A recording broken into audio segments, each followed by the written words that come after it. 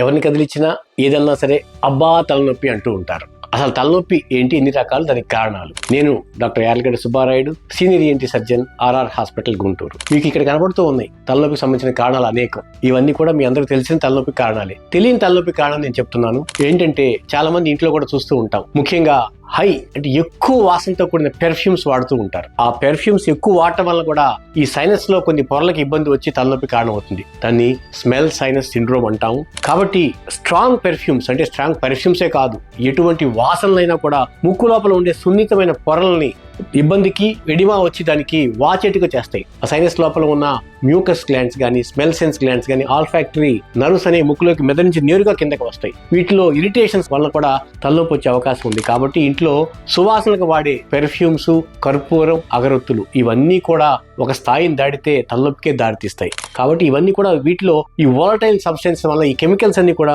ముక్కు లోపలికి వెళ్ళి వాటిని ఇరిటేట్ చేస్తాయి. కాబట్టి వీటిని అది తక్కువ మోతాదులో వాడాలి. వీలైనంత వరకు తక్కువ స్మెల్స్ వచ్చే వాటిని కానీ, లేదంటే పూర్తిగా న్యాచురల్ స్మెల్స్ వాడటం చాలా మంచిది. కాబట్టి ఈ విషయాన్ని కూడా ఎక్కువ గుప్పు అని వాడే మీ మిత్రులందరినీ కూడా వాటం తగ్గించమని తెలిసేట్టుగా షేర్ చేయండి.